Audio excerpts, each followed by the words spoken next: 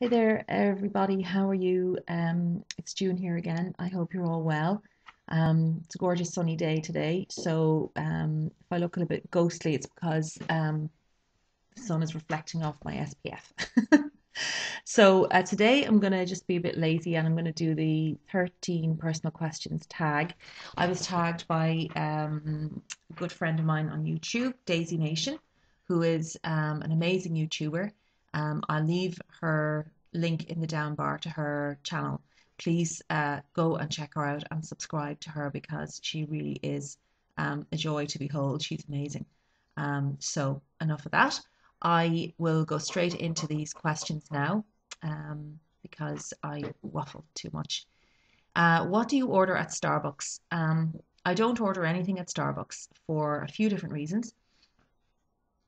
First reason is that there isn't a Starbucks anywhere near me, so that makes it hard to order from Starbucks, obviously.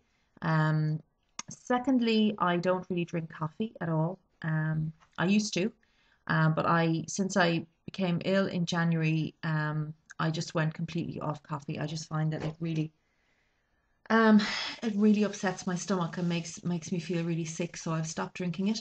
So now I just drink like herbal tea, different types of teas. I've got lots of them at home, and I like to try different ones out.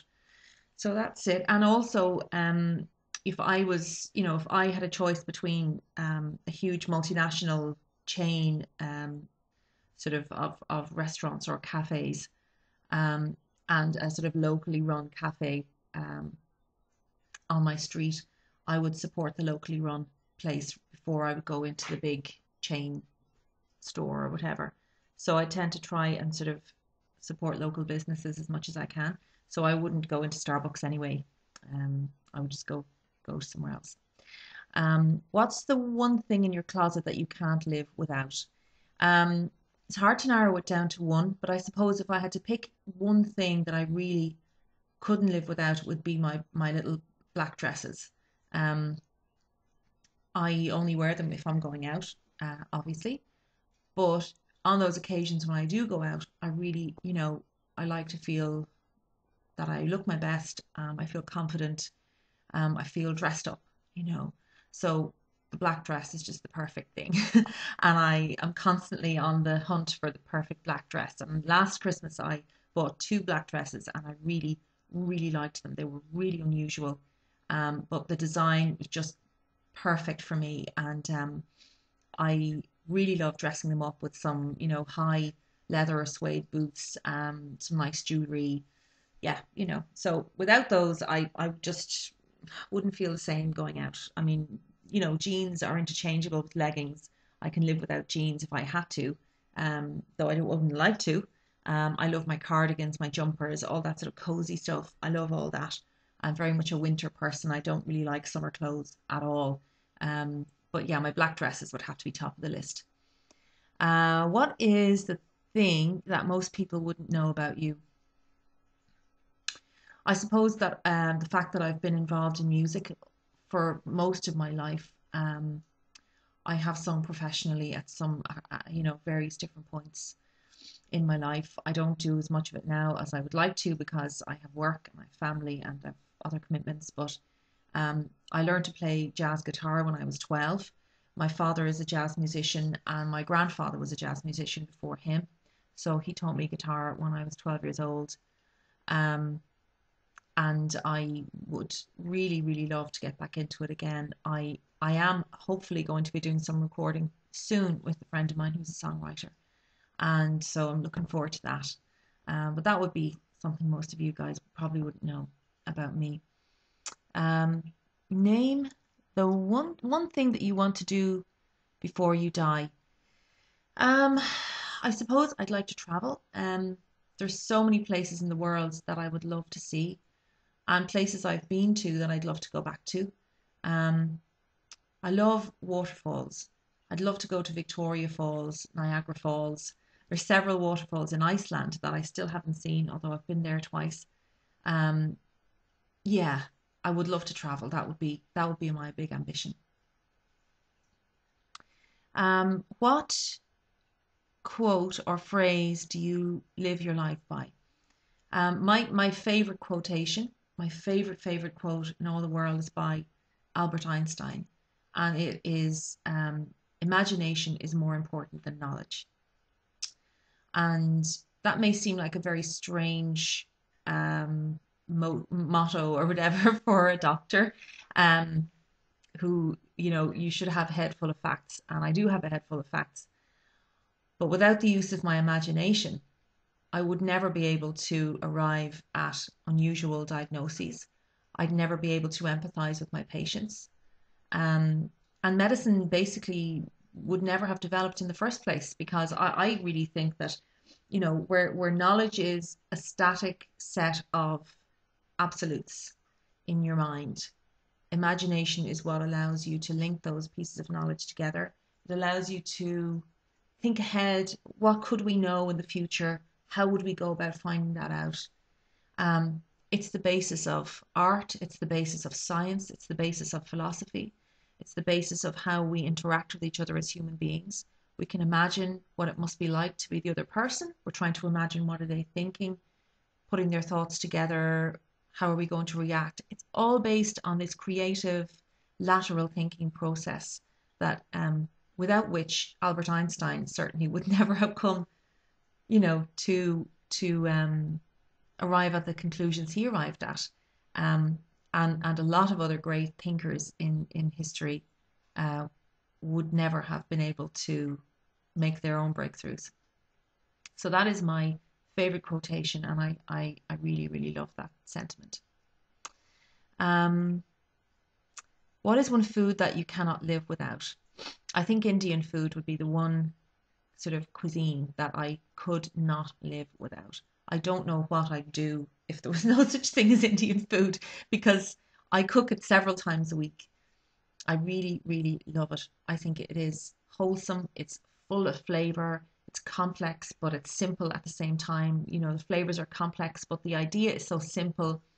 A lot of the time you're cooking everything in just like one pot. It goes in together, you cook it up, and it's just so comforting and so nice. And my family love it as well. My kids love it. Um, I just could not live without it. I would sacrifice any other type of food, but I would want to keep that. I really, really love it. Um, oh, sorry. What do you like and dislike about the YouTube community? Sorry, it's just hard for me to see the writing here. Um, what do I like and dislike? What I like is the camaraderie, the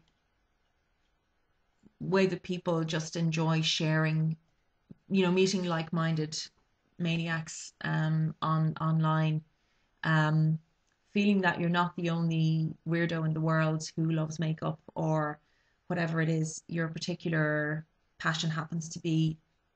You will always meet somebody else on YouTube who feels the same way.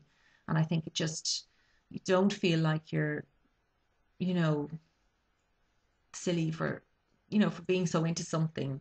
Um, and I'm sure that applies to lots of different areas of interest, not just makeup. I think it's great that people form such strong kind of connections between each other. And I don't know whether that's just a female thing. I don't think it is.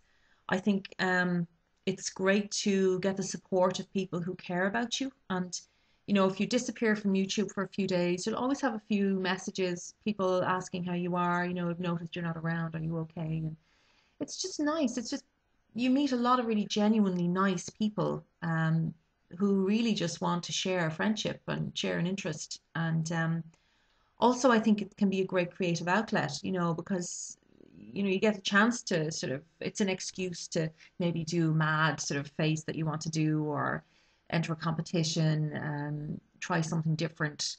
And also for guys, I think, who are into makeup, it's a great, I'm obviously not in that position myself, but I imagine it is probably a very good source of support for them too. That people actually admire their ability and their artistic ability, and that, and they can just be creative. So that's what I like about it. What I dislike about it is that it can certainly encourage you to spend a lot of money because you're seeing new products in your face every day, and you're just going, oh my God, I'll click on the link and I'll buy that now. Um, I think at first you do that a lot, and then you do tend to kind of rein it in a little bit after time. But I never needed encouragement to spend money ever. I have just been the worst spendthrift all my life. I'm desperate. I'm really bad. So I never needed much encouragement in the first place, and so it has led me astray quite a lot financially. Um, but the worst thing is all the haters. I mean, I think everybody would probably say the same thing.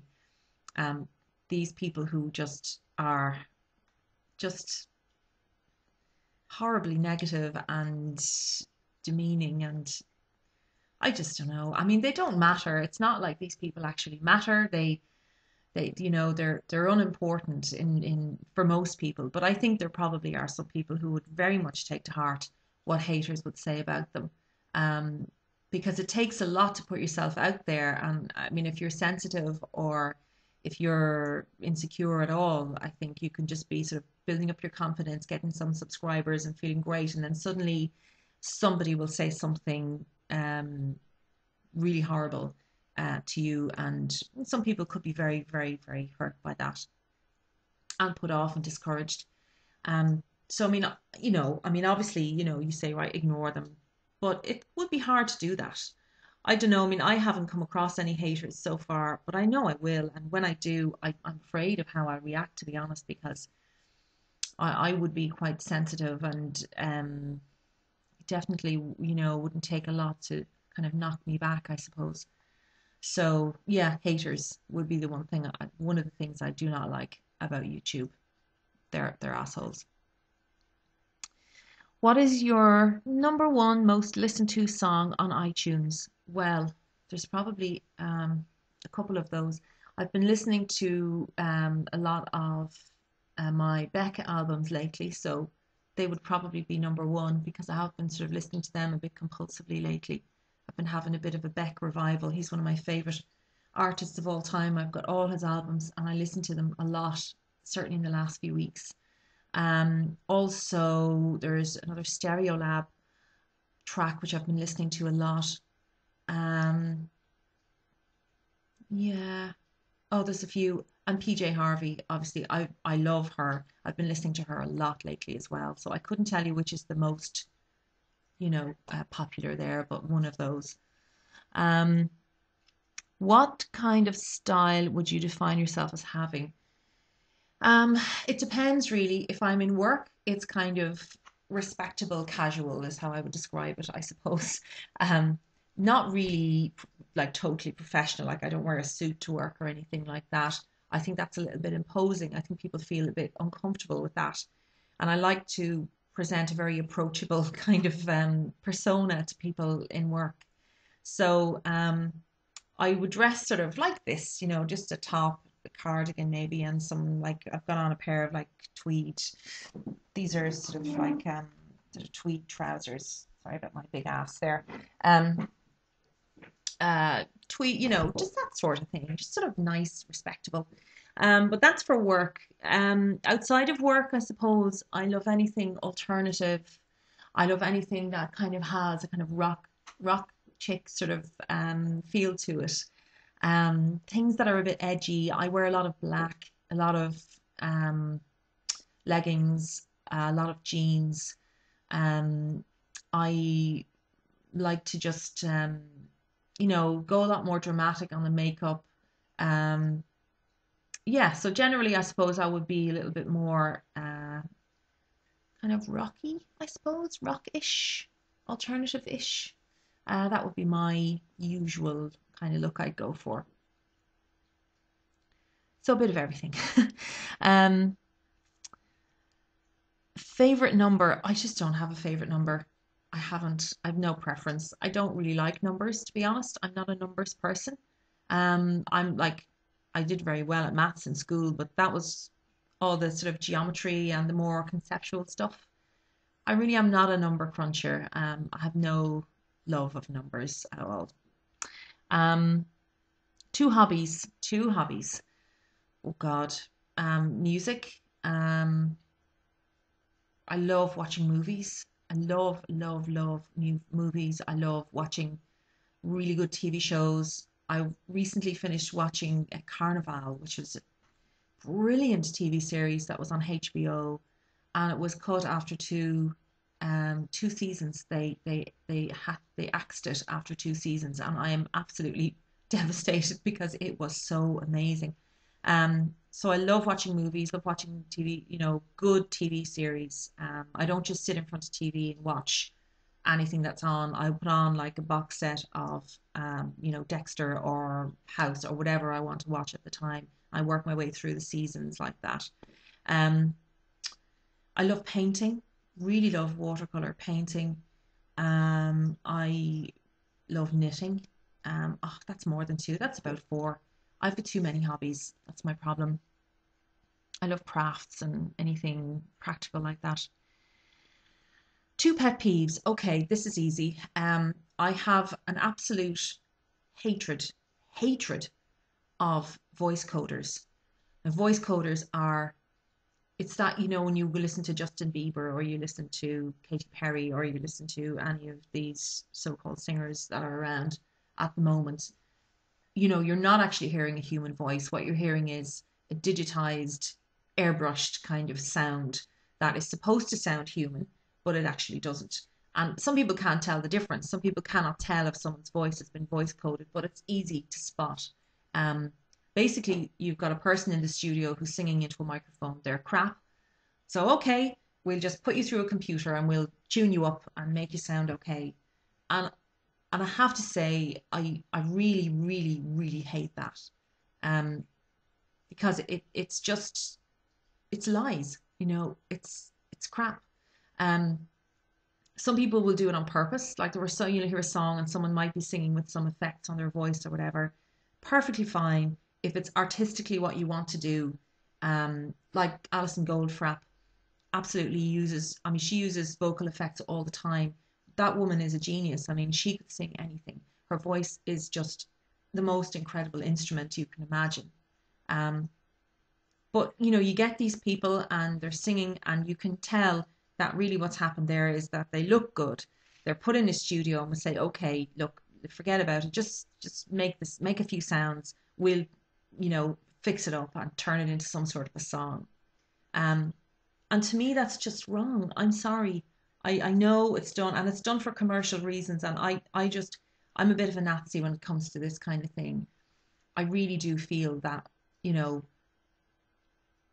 talent, if you are a musician, it's a real kick in the teeth, to have somebody who is, you know, coming along and making a great success out of, you know, jumping around on TV with no clothes on, with this sort of manufactured voice, and it's all manufactured and it's all so wrong.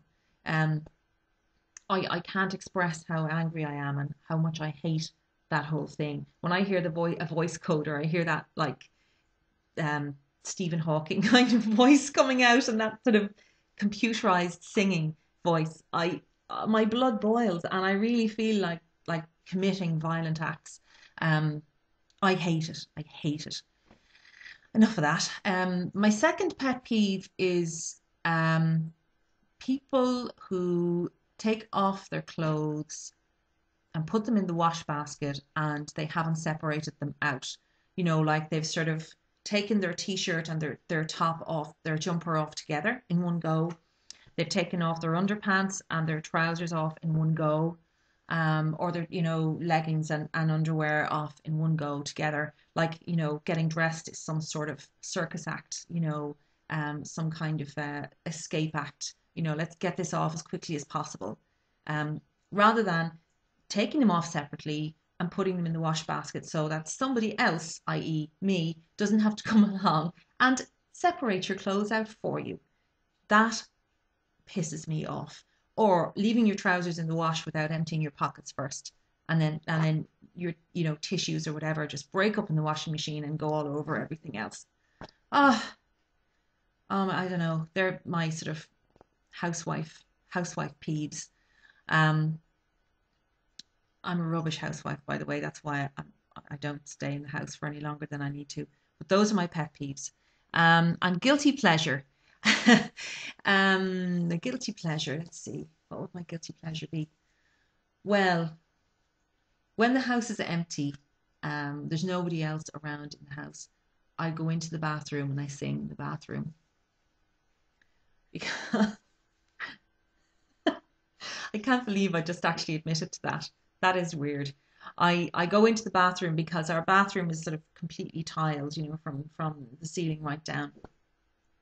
And you get a really brilliant dynamic in there. It's like your voice sounds really echoey and loud.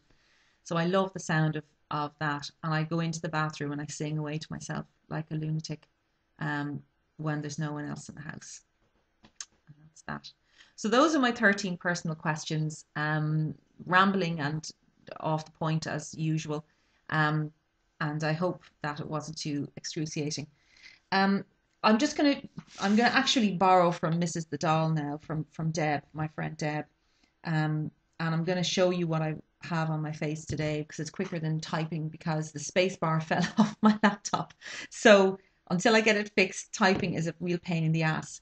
So Deb, imitation is the sincerest form of flattery. So here we go. Today, what I have on is the Sue Devitt Micro Aquatic Blue primer with SPF 30. This is my favorite primer. I really, really love it. It gives you a beautiful, smooth finish on the skin, and the SPF 30 is cool as well. It's one of the only SPF products that I'm actually able to wear without my face getting really irritated. So I sort of cling to a few SPF products that suit me and don't cause a reaction, and this is one of them. And so it's great for now that it's sort of getting sunny. It's very, very sunny here at the moment, so that's why I've been using that every day.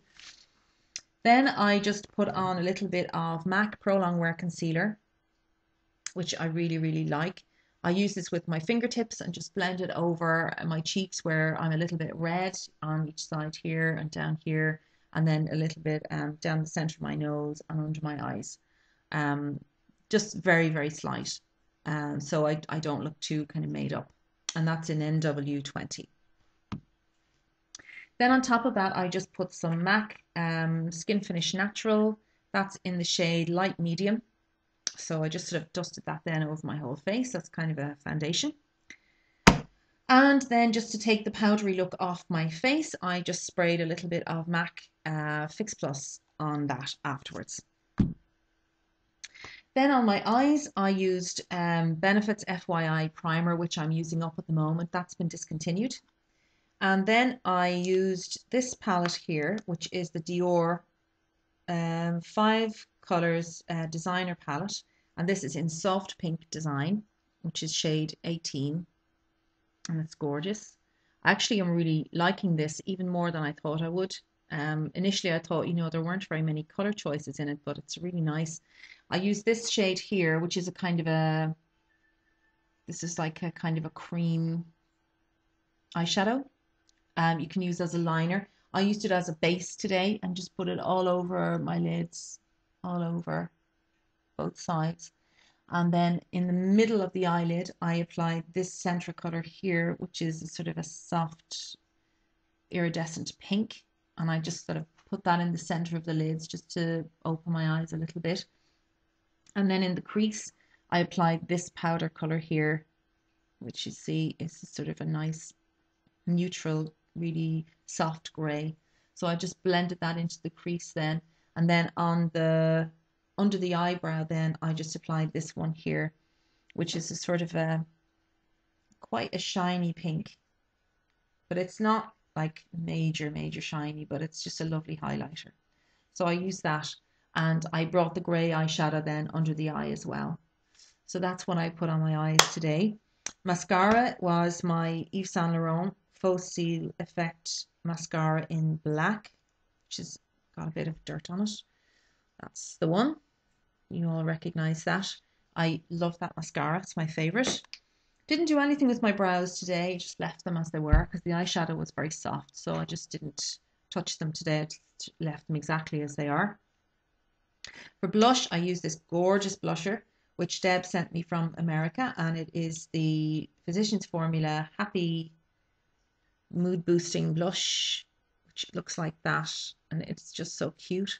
And it's the most amazing, gorgeous, gorgeous pink. There it is there. It's just beautiful. I love that blush so much. It's one of my favorite products of the whole year so far, is that it's such a natural kind of healthy sort of pink color. Makes you look alive. I really love it. And then for lips, I have on this Lancome L'Absolu Rouge in shade 351, which is a absolutely stunning kind of lilac color. Ah, look at that. It's quite sheer, very, very moisturizing, gorgeous, absolutely gorgeous. It has a little sort of a frosty finish to it, and I have that on today. I love that lipstick, and it has a cool sort of magnetic kind of closure on it, like so. So that's it. That's all my face for today. Um, so yeah, thanks for watching. I hope that, as I say, wasn't too awful or boring for you. And I think I will continue just doing that face products thing. If Deb doesn't mind me stealing her ideas. Um, and yeah, so I will see you all again soon. I know I keep saying this, but I am going to do my nail polish collection. That's coming, and other things are to follow. So take care of yourselves. Bye bye, and I will see you soon.